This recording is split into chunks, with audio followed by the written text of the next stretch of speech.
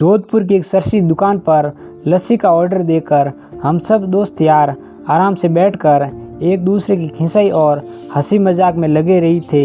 एक लगभग 75-80 वर्ष की बुजुर्ग महिला पैसे मांगते हुए मेरे सामने अपने हाथ फैलाकर खड़ी हो गई। उनकी कमर झुकी हुई थी, शहर की झुर्रियों में भूख तैर रही थी, नेत्र भीतर को धसे हुए किंतु संजल थे। उनको देखकर मन में न जाने क्या आया कि मैंने अपनी जेब से सिक्के निकालने के लिए डाला हुआ हाथ वापस खींचते हुए उनसे पूछ लिया, दादी जी लस्सी पियेंगे? मेरी इस बात पर दादी जी कम असंभित हुए और मेरे मित्र अधिक, क्योंकि अगर मैं उनको पैसा देता तो बस 5 या 10 रुपये देता, लेकिन लस्सी तो 30 रुपये की एक ही है, इसलिए लस्सी पिलाने से मेरे गरीब हो जाने की और उस बूढ़ी दादी के द्वारा मुझे ठग कर अमीर होने जाने की संभावना बहुत कम बढ़ गई थी। दादी जी ने सुख साते हुए हामी भरी और अपने पास जो मांग कर जमे किए हुए 7 रुपये थे वो अपने कांपते हाथों से मेरी ओर बढ़ाए। मुझे कुछ समझ नहीं आया तो मैंने उनसे पूछा, ये किसके लिए? इनको मिलाकर मेरी लस्सी के लिए पैसे चुका देना बाबूजी। भावुक तो मैं उनको देकर ही हो गया था। रही बसी कसर इनकी इस बातों ने पूरी कर दी।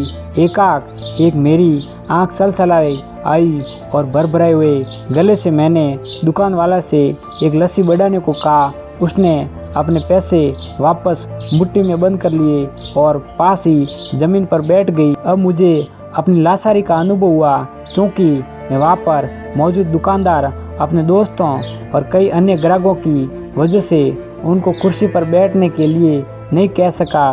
डर था कि कहीं टोक ना दे, कहीं किसी को एक भीख मांगने वाली बूढ़ी महिला के इनके बराबर बिठाए जाने पर आपत्ति न हो जाए। लेकिन वो कुर्सी जिस पर मैं बैठा था मुझे काट रही थी। लस्सी के कुलकुलों में भरकर हम सब मित्रों और बूढ़ी दादी के हाथों में ही आते अपने कुलकुलों पकड़कर दादी के पास ही जमीन पर बैठ गए, क्योंकि ऐसे करने के लिए तो मैं स्वतंत्र था, इससे किसी को आपत्ति न हो सकती।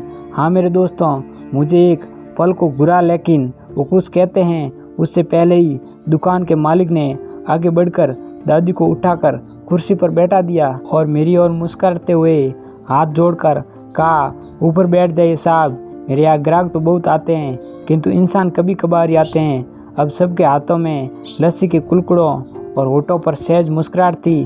बस एक वो दादी जी थी जिनकी आंखों में तत्पित के आंसू, होठों पर मलाई के कुछ अंश और दिल में सैकड़ों की दुआएं थी। न जाने क्योंकि जब कभी हम 10-20 रुपये किसी भूखे गरीब को देने या उस पर खर्च करते होते हैं तो वो हमें बहुत ज़्यादा लगते हैं, लेकिन सोचिए क्या वो 100 रुपये किसी के मन को तृप्त करने से अधिक कीमती हैं। जब कभी अवसर मिले ऐसा दयापूर्ण और करुणामय काम करते रहे, भले ही कोई अपना साथ दे या ना दे।